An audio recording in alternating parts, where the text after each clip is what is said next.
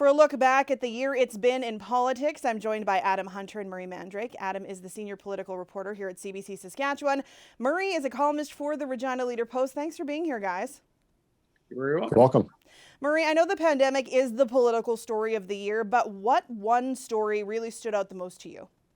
Well, if you break it into sort of the pandemic and all the pandemic issues within that, there are several stories I think really stand out. And I guess the puzzling one to me, the big story is why at mid-year did the government in essence decide that the pandemic was over, open up everything as much as they possibly could and remove all restrictions, and in essence say that they never again put them back in place, which they obviously had to do in September when the numbers skyrocketed to the 500 cases that we know of per day level. And we all know what happened in October in terms of death, in terms of the number of deaths. That's kind of what really, I think, defined the governments here and speaks to all the problems, even the ones they're having today, because people are so suspicious, Sam, that we're going to have a repeat with the Omicron virus that we had with the Delta virus, by virtue of the fact that the government isn't moving in terms of any more restrictions. The numbers are low compared with other provinces. But that said, the fear after seeing how the government handled the fourth wave is really dictating their image and the way that they're viewed in terms of this fifth wave.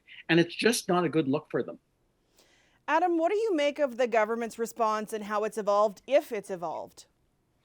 Yeah, it's been, depending on the wave you want to talk about, Sam, I think when we look at what happened much earlier in the year in Regina with the Alpha wave, there was a fairly swift response to cases. We saw Regina get prioritized for vaccines.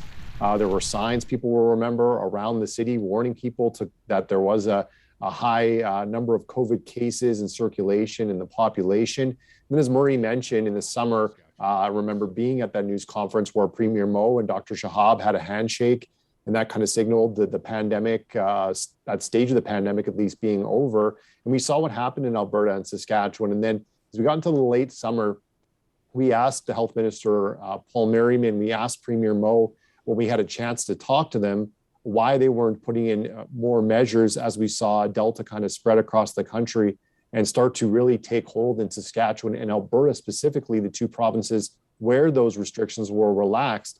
And it took the province and the government quite a bit of time to finally put in the restrictions that medical health officers had been asking for a number of weeks.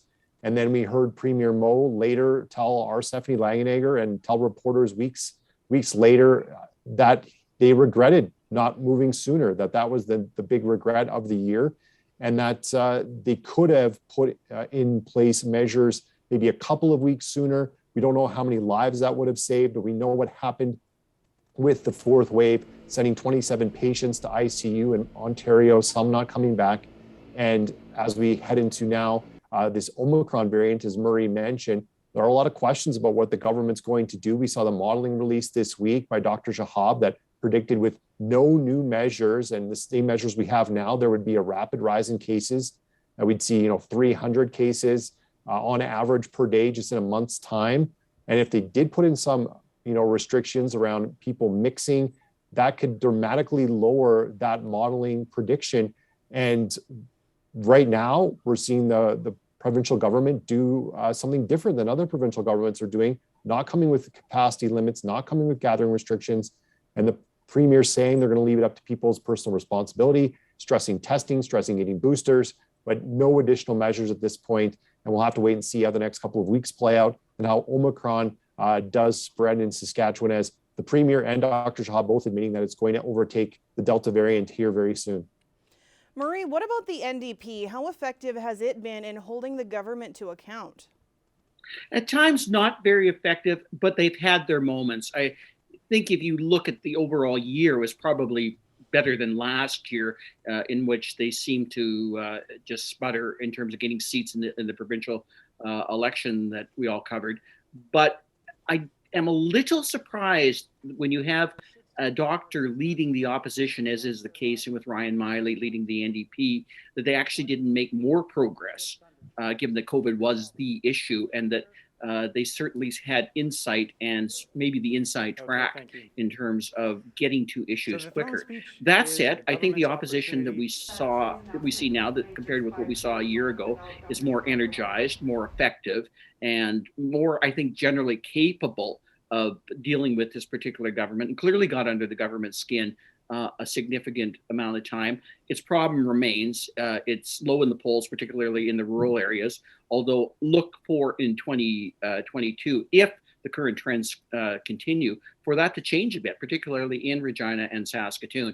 I think generally speaking, what we need to see from the opposition leader, Ryan Miley, is other members of his caucus taking charge of more specific issues, because they seem quite capable, and maybe him playing less of the introductory role that he played in 2020 as a relative new leader that people didn't really know in the election, to someone that basically stands for him. I dearly like to see a more human face on Ryan Miley, because I think he's doesn't come across publicly, I think, sometimes the way he is. And the huge advantage that Scott Moe has is he's very personable. And many people might not think so right now, because they're very frustrated with his handling of not just the Omicron variant, but the COVID as a whole. But he does connect with people, as he seemed to, whether they're anti-vaxxers or people that are not, and can reach out to people. And I think that's what the NDP also has to do in terms of reaching out to a broader base of people, as opposed to those that just traditionally support their views. Quickly, I'd like to ask you both what you'll be watching for in 2022. Adam? Yeah, very quickly, the Omicron variant, I think early on in 2022, we'll have to see how that affects Saskatchewan, as I mentioned, and whether there are new measures put in by the province.